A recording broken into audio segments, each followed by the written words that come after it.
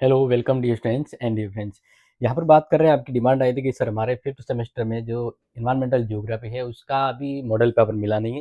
वैसे क्लासेज आ रही है, नोट्स आपको हमारी क्लासेस सेट ऐप पर मिल जाएंगे, लेकिन फिलहाल आपके लिए जरूरी है टर्म टेस्ट के लिए इंपॉर्टेंट प्रश्न। देखिए, छोटे प्रश्न तो इस बार टर्म टेस्ट में बहुत सारे बन सकते हैं, लेकिन बड़े प्रश्न हम जो बता रहे हैं उनमें से ही आपको मिलेंगे। और ये जो हमारी जो मॉडल पेपर है कहीं ना कहीं आपके एग्जाम में काम आएगा, तो इसलिए आप इसे समय के अकॉर्डिंग दिया गया है, तो दोस्तों को जरूर शेयर कर लीजिएगा।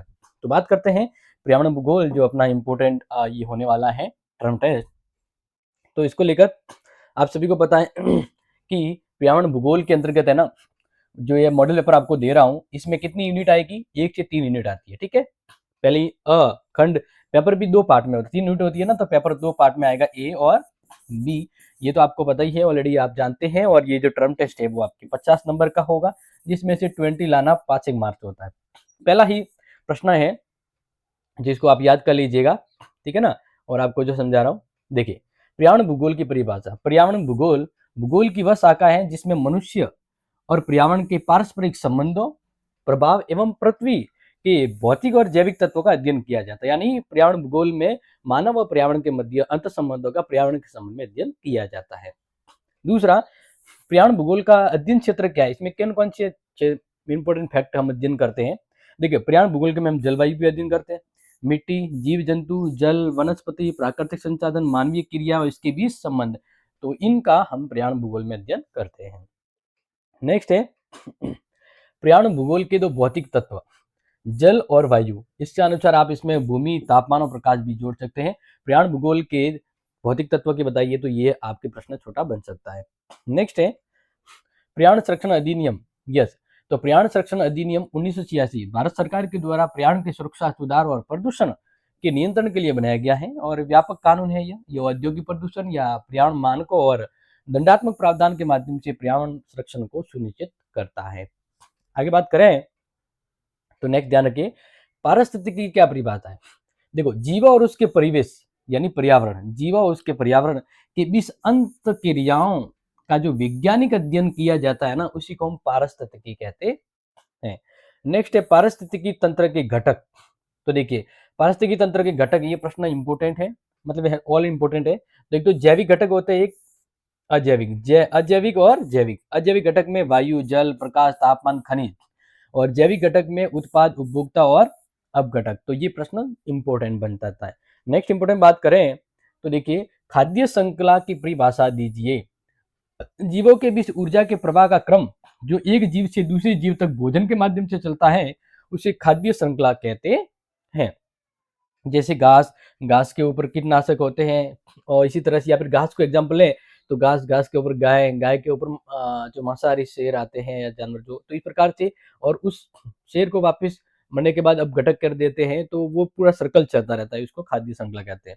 अब कार्बन चक्र क्या होता है, देखिए, कार्बन का वातावरण, जैवमंडल, जलमंडल और स्थल मंडल में निरंतर घूमते रहना कार्बन चक्र कहलाता है। यानी कार्बन का हर अलग अलग सेक्टर में परिक्रमण जो होता है, और इसमें प्रकाश संश्लेषण, श्वसन और विघटन, ये गतिविधियां शामिल होती है, जिससे कार्बन का चक्र चलता है। तो इसी तरह प्रश्न है नाइट्रोजन चक्र। तो ध्यान रखिएगा, नाइट्रोजन स्थिरीकरण, वायुमंडल नाइट्रोजन को जीवाणु के द्वारा अमोनिया में बदलता है और यही वापस आगे बढ़ता रहता है। तो पहला स्टेप तो ये होता है। नेक्स्ट बात करें तो ध्यान रखिएगा, पर्यावरण प्रदूषण के 2 कारण, एक तो उद्योग के द्वारा जो औद्योगिक कचरा निकलता है, दूसरा वाहनों के द्वारा। और इस तरह से जनसंख्या वृद्धि, कृषि, रसायन या शहरीकरण भी पर्यावरण प्रदूषण के बढ़ावे का कारण है। नेक्स्ट, टोटल आपको 15 बता रहा हूँ, होते 10 है। वायु प्रदूषण, देखो, वायु में हानिकारक गैस, धूल, धुआं और रासायनिक पदार्थों की बढ़ती हुई मात्रा को वायु प्रदूषण कहते हैं। जल प्रदूषण के प्रभाव, जल यानी जलीय जीवों की मृत्यु हो जाती है प्रदूषण से, पेयजल संकट उत्पन्न हो जाता है, जल जनित बीमारियां हो जाती है, और कृषि तथा पर्यावरण पर भी प्रतिकूल प्रभाव पड़ता है। नेक्स्ट है ध्वनि प्रदूषण, अत्यधिक अवांछित और हानिकारक स्तर की ध्वनियों को ध्वनि प्रदूषण कहते हैं। और मृदा प्रदूषण आ जाएगा कि मिट्टी में रासायनिक पदार्थ, कीटनाशक, प्लास्टिक आदि का अत्यधिक जमाव, जिससे मिट्टी की उर्वरता घटती है, उसे मृदा प्रदूषण कहते हैं। नेक्स्ट है पर्यावरण समस्याओं के नियंत्रण के उपाय, पर्यावरण को कैसे ठीक किया जा सकता है? वृक्षारोपण करके और प्रदूषण नियंत्रण तकनीकी अपना करके। ठीक है ना? जिसमें कचरा प्रबंधन, स्वच्छ या ऊर्जा उपयोग भी आ जाता है। अब देखिए, जो पार्ट बी में आपके लॉन्ग इंपोर्टेंट क्वेश्चन आएँगे तो उस हिसाब से मैं हर यूनिट के 2-2 बता देता हूँ, उसमें से आप एक याद कर लीजिएगा देगा।